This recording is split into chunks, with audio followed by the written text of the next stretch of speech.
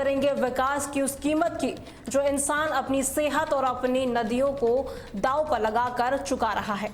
अब बात कर रहे हैं मध्य प्रदेश के रायसेन जिले में भोपाल के पास स्थित मंडीदीप की। मंडीदीप जिसे मध्य प्रदेश के औद्योगिक विकास का प्रतीक माना जाता है। यहाँ पीएनजी और हिंदुस्तान इलेक्ट्रॉनिक ग्राफाइट जैसी 500 से ज्यादा फैक्ट्रियां काम कर रही हैं। ये फैक्ट्रियां हजारों लोगों को रोजगार देती है, लेकिन इसके बदले में क्या दे रही है? ये दे रही है जहरीला अपशिष्ट जल। हालात इतने खराब हैं कि इन उद्योगों से निकलने वाला लेड और ऑर्गेनिक कचरा कलियासोत नदी में जाकर जहर बन रहा है। इसका सीधा असर किसानों के खेतों, उनके पशुओं और सबसे बढ़कर आसपास रहने वाले इंसानों पर भी पड़ रहा है। मंडीदीप के पास के गांव जैसे सिमराई और पिपलिया में भूजल इतना दूषित हो चुका है कि लोग कैंसर जैसी गंभीर बीमारियों से जूझ रहे हैं। जलीय जीवन तो खत्म होने की कगार पर है। लेकिन सवाल सिर्फ उद्योगों का नहीं है, सवाल है प्रशासन की मिलीभगत का। रायसेन जिले के मंडीदीप में औद्योगिक विकास ने प्रदूषण की समस्या बढ़ा दी है। भोपाल से सिर्फ 23 किलोमीटर दूर स्थित इस इलाके में 500 से ज्यादा फैक्ट्रियां हैं, जिनमें पीएनजी, हिंदुस्तान इलेक्ट्रॉनिक ग्राफाइट जैसी बड़ी बड़ी कंपनियां शामिल हैं। ये उद्योग ऑटोमोबाइल, केमिकल और फूड प्रोसेसिंग से जुड़ी है और भारी मात्रा में अपशिष्ट जल पैदा करती है।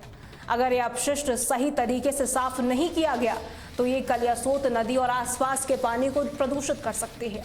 शोधों के अनुसार इन उद्योगों से निकलने वाला रासायनिक अपशिष्ट जैसे लेड और ऑर्गेनिक पदार्थ नदी और भूजल को नुकसान पहुंचा रहे हैं।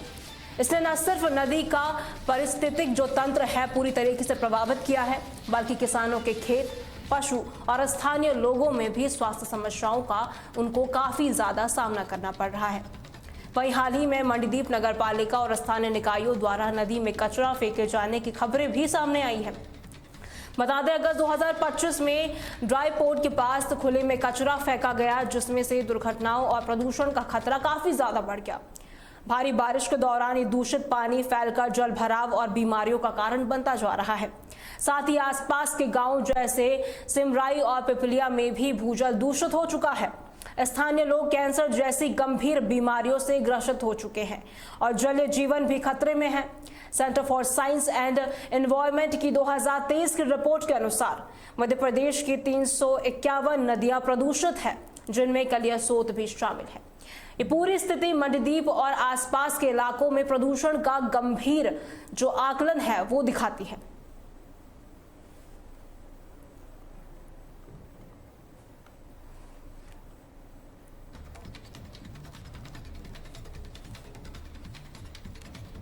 और इसी खबर पर ज्यादा जानकारी के लिए हमारे संवाददाता अजय आहूजा हमारे साथ जुड़ चुके हैं। अजय, देखिए, जब ये पता है कि उद्योगों से भारी मात्रा में अपशिष्ट निकल रहा है तो प्रदूषण नियंत्रण बोर्ड और स्थानीय प्रशासन क्या कर रहा है? अजय।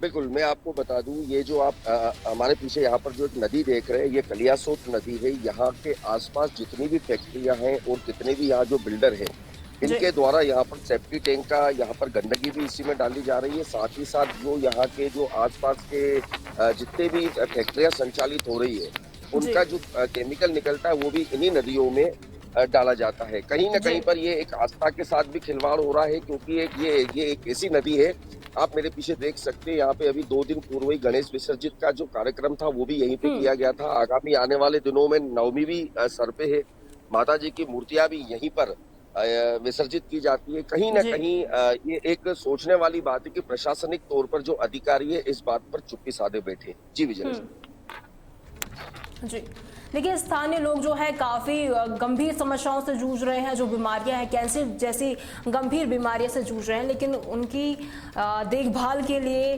स्वास्थ्य विभाग ने क्या व्यवस्था की है? और पहले तो सबसे पहले हालात सुधारने चाहिए थे नदियों के, लेकिन उसके बावजूद भी अगर हालात नहीं सुधर रहे हैं तो ऐसे में जाहिर सी बात है कि जो बीमारी है पनपना जाहिर है। लेकिन स्वास्थ्य विभाग क्या काम कर रहा है इसको लेके? बिल्कुल, इस विषय पर हमारे स्वास्थ्य विभाग के अधिकारियों से बात की गई और साथ ही साथ जो प्रदूषण विभाग के अधिकारी है उनसे भी विस्तृत रूप से हमने चर्चा की थी कि इस विषय पर उनका क्या कहना है, परंतु उन्होंने इस बात से नकार लिया कि ऐसी कोई बात नहीं है जो आप दिखा रहे हैं और जो आप हमें बता रहे हैं। हम मौके पर जाकर इसका मुआयना करेंगे।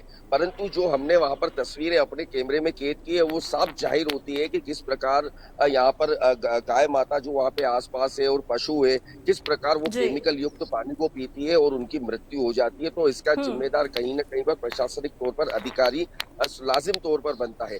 परंतु इन अधिकारियों को किसी प्रकार की कोई भी चिंता नहीं है, कोई मरे चाहे जिए। जी। जी। अजय, एक सवाल ये है कि मंडीदीप में ये प्रदूषण की जो समस्या है सालों से बनी हुई है, एक दिन की बात तो ये है नहीं, लेकिन इसके बावजूद भी जनता को इसके बारे में क्यों नहीं बताया गया, प्रावधान इनके बारे में क्यों नहीं बताए गए? और सबसे बड़ा सवाल, क्या ये जानबूझकर किया जा रहा है ताकि जो औद्योगिक विकास है, जिस तरीके से जो कंपनियां वहां पर है, बड़ी बड़ी कंपनियां हैं, उन पर सवाल ही ना उठे? अजय।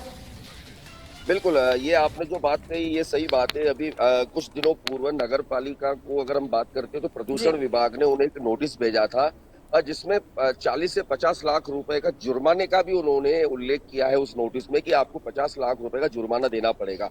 परंतु हम बात करते हैं नगर पालिका परिषद मंडीदीप की, तो उनका साफ तौर पर कहना है कि हम जुर्माना क्यों दें, क्योंकि ये जो केमिकल युक्त गंदगी है और जो कचरा है, ये आधी से ज्यादा प्रदूषण यहाँ पर कंपनियों के द्वारा किया जाता है। तो इन दोनों की लड़ाई में ये एक पेच फंसा हुआ है कि तो हम इन दोनों की लड़ाइयों में तो आम जनता फंस रही है ना, चाहे नगर निगम की अपनी बातें हैं, कंपनियों की अपनी अपनी बातें हैं, लोगों, लेकिन जो जनता है वहां की, जो आम लोग हैं वहां की, उनका क्या?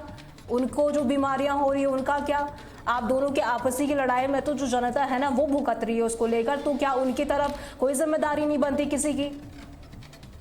बिल्कुल, इस विषय पर हमने कई बार विस्तृत रूप से इनसे चर्चा की है, परंतु उनका एक ही कहना है कि जनता त्रस्त और नेता मस्त रहे। कहीं न कहीं अगर हम बात करें क्षेत्रीय विधायक सुरेंद्र पटवा की, जो यहाँ के क्षेत्रीय लाडले विधायक है सुरेंद्र पटवा, लगातार ये क्षेत्र में भ्रमण करते हैं, परंतु इस विषय पर उन्होंने कभी संज्ञान नहीं लिया है। और बात करते नगर पालिका अध्यक्ष यहाँ पर राजेंद्र प्रियंका अग्रवाल की, तो कहीं न कहीं ये जो यहाँ की अगर हम जनता की बात करते हैं तो विगत 4 दिन पूर्व भी यहाँ के पार्षदों ने एक मोर्चा खोला था और नगर पालिका परिषद में 18 लोगों ने सामूहिक रूप से यहाँ पर इस्तीफा देने की बात कही, परंतु विधायक सुरेंद्र पटवा ने उनके इस्तीफे को रोक दिया कि इस स्थिति को हम सुधार करेंगे। ये बात एक अलग होती है कि आज जनता खुद समझ चुकी है कि जब पार्षद खुद भारतीय जनता पार्टी के हैं और अध्यक्ष खुद भारतीय जनता पार्टी के और विधायक खुद भारतीय जनता पार्टी के, इन तीनों का तालमेल यदि नहीं बनता है तो लाजिम बात है कि जनता को इसकी स्थिति भुगतनी पड़ेगी। जी विजय जी। अच्छा, देखिए जिस तरीके से ये पानी जो नदियों में जा रहा है उसको लेकर क्या कुछ कार्रवाई की गई है? देखिए पर्यावरण नियमों को तो पूरी तरीके से धज्जियां यहाँ पर उड़ाई जा रही है, लेकिन सबसे बड़ा सवाल तो ये है कि खुले में जो गंदगी है कंपनियों की, इतनी बड़े बड़े जहरीले पदार्थ वहां से निकलते हैं, पानी में वो क्यों डाले जा रहे हैं? क्या उसकी रोकथाम के लिए क्या कोई जिम्मेदार नहीं है? देखिए, मैं आपको, मेरे दर्शकों को हम पीछे दिखाना चाहेंगे कि हमारे पीछे एक बाउंड्री वॉल निकली है। ये बाउंड्री वॉल यहाँ पर एक बिल्डर के द्वारा बनाई गई है ताकि यहाँ से 100 मीटर के दायरे में डूब क्षेत्र घोषित किया गया है। मतलब 500 मीटर की दूरी, 100 मीटर की दूरी पर ही इन्होंने एक बाउंड्री वॉल खड़ी कर दी है, जो एक कम से कम ये दर्शाती है कि बिल्डर के द्वारा किस प्रकार अनियमितताएं की गई है। और जो डूब क्षेत्र का पानी है स्वाभाविक रूप से ये आगे जो बारिश का समय है और ये किसी न किसी गाँव में घुसेगा और यहाँ की स्थिति बद से बदतर होने वाली है। तो प्रशासनिक तौर पर कोई भी देखरेख नहीं है, सीधे तौर पर देखा जा रहा है कि अपने स्तर पे हर व्यक्ति कार्य कर रहा है, कोई देखरेख की बात सामने नहीं आ रही है। जी, देखिए इस पूरी जो घटना है, जो समस्या जो पैदा हो रही है, इसके जिम्मेदार लोग हैं कौन? पहला सवाल। दूसरा, कि साफ करने का प्लान है क्या? क्योंकि हालात तो है, गंदगी तो है, लेकिन उसको साफ करने का प्लान क्या है, कैसे उसको किया जाएगा? क्योंकि एक रिपोर्ट भी हमने देखी थी जहां पर ये सर्वे में रिपोर्ट भी सामने आई थी, 351 नदियां मध्य प्रदेश की गंदी है। बड़ी चिंता का विषय है ये, लेकिन प्लान क्या है इसको साफ करने का? क्योंकि अगर इसी तरीके से पानी अगर दूषित रहा तो जाहिर सी बात है लोगों को परेशानी होगी। पानी जिस तरीके से दूषित है जानवरों को परेशानी होगी, तो साफ करने का प्लान तो होगा ना कुछ? बिल्कुल प्लान है। प्लान ये होता है कि 6-8 महीने में चंद नेता यहाँ पर आते हैं और यहाँ पर दिखावे के लिए झाड़ू और साफ सफाई के लिए फावड़ा उठा के साफ सफाई करते हैं और 3 दिन के बाद वही गंदगी यहाँ पर फैलने लगती है। परंतु अगर बात करते हैं नगर पालिका परिषद की, और नगर पालिका परिषद को ये जिम्मेदारी निभाना चाहिए कि यहाँ जी पर हर वक्त साफ सफाई का यहाँ पर ध्यान रखा जाए। हम हमारे दर्शकों को और भी कुछ नजारे यहाँ पर दिखाना चाहेंगे। जिस प्रकार ये हम ये दिखा रहे हैं कि आप यहाँ पे मेरे पीछे देख सकते हैं कि किस प्रकार यहाँ गंदगी का आलम है। शराब की बोतलें यहाँ पे आपको दिखेगी। सबसे बड़ी बात यहाँ पर ये है कि देश के भारत का झंडा यहाँ पर देखिए किस प्रकार यहाँ पर जी यहाँ पे पड़ा है। ये एक हमें बताना चाहूंगा कि किस प्रकार हमारे देश का ये झंडा है, किस प्रकार यहाँ पड़ा है। देखिए आप यहाँ पर, जी ये हमारा देश है, ये हमारे देश की स्थितियां हैं, ये हमारा देश बोल रहा है कि ये जो हमारे देश का जो एक हमारा झंडा है उसकी इज्जत यहाँ पर नहीं की जा रही है। ये आप हमारे दर्शक सोच सकते हैं कि आज हम क्या दिखा रहे हैं इन तस्वीरों में। जी देखिए जिस तरीके से झंडे का भी यहाँ पर अपमान किया है, काफी अपमानजनक ये बात है। हमारे साथ हमारे यहाँ हमारे व्यक्ति है, ये देखिए मैं उन्हें बता रहा हूँ कि इस झंडे को उठाया जाए कि ये जो हमारे देश का झंडा है इसका किस प्रकार अपमान किया जा रहा है। ये बताइए आप क्या है ये? जी ये हमारे देश का, पूरे देश का अपमान है और ये देश का अपमान पूरा देश देख रहा है और पूरा वर्ल्ड देख रहा है। ये क्या कहना चाहेंगे आप अमित जी? आप यहाँ मौजूद है, ये दर्शक। दुर्भाग्य का विषय है कि हमारे देश का मान सम्मान इस तरीके से नालों में बह रहा है और अधिकारियों से लेकर नगर पालिका के जो भी जितने कर्मचारी उनको बिल्कुल भी फर्क नहीं पड़ता कि जिस देश के झंडे के लिए हमारी सेना रात दिन बॉर्डर पर लड़ रही है और वहां पे लड़ते लड़ते कई लोग शहीद हो रहे हैं, लेकिन फिर भी इनको बिल्कुल फर्क नहीं पड़ता कि किस तरीके से ये देश का मान सम्मान यहाँ पर रोड पर एक नहीं है, दो नहीं है, करीबन दर्जनों यहाँ पर तिरंगे के झंडे यहाँ पर देखिए किस प्रकार लथपथ पड़े। इसका जिम्मेदार कौन है? ये हम यहाँ पर नगर वासियों से और यहाँ के विधायक जी से पूछना चाहते हैं और देश के प्रधानमंत्री व साथ में मध्य प्रदेश के मुख्यमंत्री मोहन यादव से पूछना चाहते हैं। आगे आइए सर आप। जबकि एक नियम होता है कि झंडे को 6 के बाद निकाल के रख देना चाहिए, लेकिन वो यहाँ तो रखा नहीं है, यहाँ तो गंदगी में गंदगी में नालों में ये झंडा। और रही बात ये प्रदूषण की, तो यहाँ पे इस तरह गंदगी फैली हुई है कि अंबार लगा हुआ है, पूरे नगर में गंदगी का अंबार छाया हुआ है। किसको जिम्मेदार मानते हैं आप? इसमें कुल मिला के जिम्मेदार जो है यहाँ के पार्षद भी है, नगर पालिका भी है, जो ना ही सफाई को लेकर कोई ठोस कदम नहीं उठाया जा रहा है। अभी 3 दिन पूर्व यहाँ पर गणेश विसर्जित हुए थे, तब तो यहाँ पे ये चीजें नहीं थी। नहीं, तब यहाँ पे ये चीजें नहीं थी। ये अभी कभी का है, ये अभी जो 15 अगस्त अभी 15 अगस्त हुआ है तभी का है ये। और मेन सोचने वाली बात है कि ये नाले में ये झंडा यहाँ पे आया कैसे? ये बहुत दुर्भाग्य का विषय है। इसे आप सर सम्मानित अपने पास रखिए, इसे हम नगर पालिका पहुंचाएंगे। तो हम हमारे दर्शकों को ये दिखा रहे हैं कि किस प्रकार की विचलित करने वाली यहाँ पे जो हमने तस्वीरें आपको दिखाई है, ये हमारे सभी दर्शक तहलका डिजिटल के देख रहे हैं और हम लगातार ऐसी जो जनहित की खबरें हैं, जन मुहिम की खबरें हैं, हम लगातार अपने दर्शकों तक पहुंचाते रहते हैं। तो ये देखिए, मैं कुछ और चीजें दिखाना चाहूंगा। ये आप पीछे देखिए, ये 2 दिन पूर्व यहाँ पर विसर्जित हुए थे गणेश जी। ये दारू की बोतल यहाँ रखी है, सफेद क्वार्टर यहाँ पिए जा रहे हैं, ये स्थिति है यहाँ की। तो हम ये प्रशासन से क्या उम्मीद करेंगे? देखिए काफ़ी अपमानजनक था जहां पर वो झंडा फेंका गया था। देखिए एक तरफ तो स्वच्छता की बात की जाती है, देश के झंडे को फहराने की बात की जाती है, और दूसरी ऐसी तस्वीर हम देखते हैं जहां पर गंदगी के साथ साथ झंडे का भी अपमान किया जाता है। ऐसे में तमाम लोग जो हैं वो सवालों के घेरे में उठने लाजमी है। मुझे ये बताइए, देखिए अगर प्रदूषण नियंत्रण के पास अगर इतने सख्त नियम हैं तो बड़ी बड़ी जो कंपनियां हैं वहां पर इन्हें क्यों तोड़ रही है और ऐसा क्यों कर रही है? क्या उन्हें पता है कि प्रशासन जो है, स्थानीय प्रशासन है, उन पे कोई कार्रवाई करेगा ही नहीं? बिल्कुल, कई बार हमने खबरें प्राथमिकता से दिखाई है और कार्रवाई जरूर करते हैं। कार्रवाई के लिए हम नहीं कह सकते कार्रवाई नहीं करते, कार्रवाई करते हैं सिर्फ नोटिस देने की। एक छोटा सा नोटिस दे दिया जाता है वहां के अधिकारियों के द्वारा फैक्ट्रियों को, और वो तालीम हो जाता है। ये तो कोई दिक्कत नहीं है, नोटिस को हम खुद कैंसिल करा देंगे। ऐसा कई बार सामने आया है हमारे सामने। हम किसी खबर को विस्तृत रूप से करते हैं या लिखित में शिकायत दर्ज कराते हैं तो सिर्फ और सिर्फ एक नोटिस जारी कर दिया जाता है कार्रवाई के नाम पे। जी अजय, देखिए क्या सरकार की ये जिम्मेदारी नहीं बनती कि वो प्रदूषित जल और बीमारियों के बारे में स्थानीय लोगों को अवगत कराएं, उन्हें नियमित रूप से सूचित करें? अगर लोगों को सही जानकारी मिलेगी तो कहीं ना कहीं वो अपनी सुरक्षा का खुद इंतजाम कर लेंगे, क्योंकि सरकार तो नाकाम साबित हो रही है, चाहे वो सुरक्षा को लेकर हो, चाहे वो साफ सफाई को लेकर हो, नदियों के पानी को लेकर हो। इतना प्रदूषित वहां पर पानी है, काला जो धब्बा जैसे होता है उस तरीके से वो नदियां साफ तौर पर दिखाई दे रही है। तो क्या सरकार उस और कुछ भी काम नहीं कर रही है? बिल्कुल विजय लक्ष्मी जी, ये एक आपका बड़ा अच्छा सवाल है कि काम नहीं कर रही है। तो ये चीजें यहाँ पे जो हमारे कैमरे में इस वक्त हम लाइव दिखा रहे हैं, ये दर्शाती है कि मध्य प्रदेश की सरकार इस वक्त क्या कर रही है।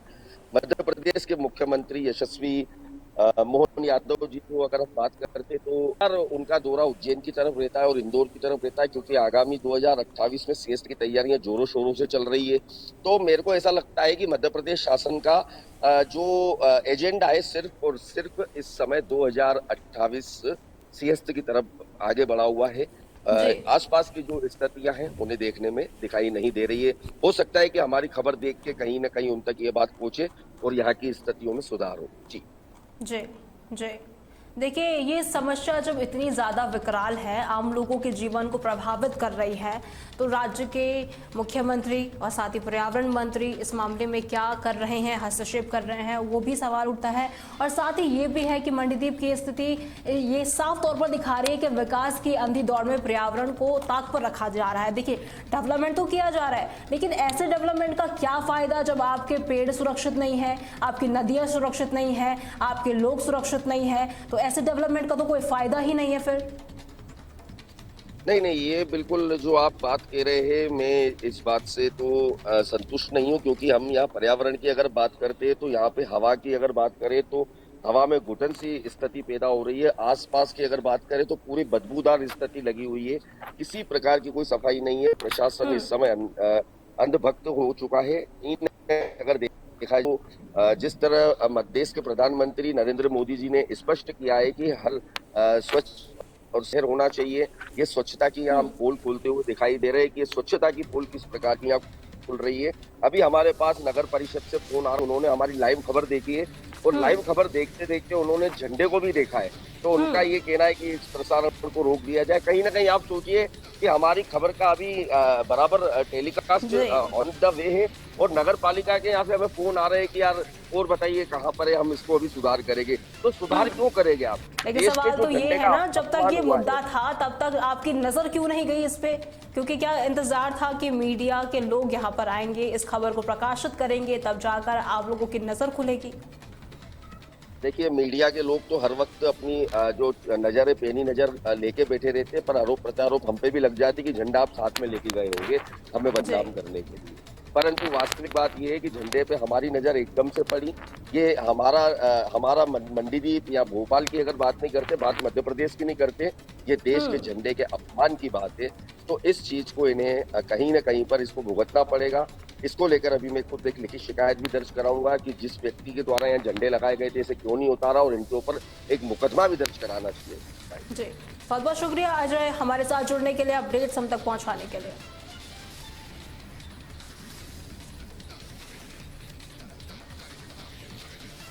इस पूरे मामले में सबसे बड़ा सवाल यही है कि यह विकास का मतलब विनाश है। क्या मुनाफे की इस दौड़ में जनता की सेहत की कोई कीमत नहीं है? क्या सरकारें और प्रदूषण नियंत्रण बोर्ड सिर्फ दिखावे के लिए है? तहलका डिजिटल का खास कार्यक्रम तहलका योद्धा मांग करता है कि सरकार और प्रशासन इस गंभीर संकट का तुरंत संज्ञान ले। तहलका योद्धा मांग करता है कि प्रदूषण फैलाने वाली कंपनियों पर सख्त कार्रवाई हो और हमारी नदियों को बचाने के लिए ठोस से ठोस कार्य योजना बने, क्योंकि सिर्फ बात विकास की नहीं है, बात है लोगों के जीवन की। तहलका योद्धा में फिलहाल के लिए इतना ही। खबरों के लिए बने रहें तहलका डिजिटल के साथ।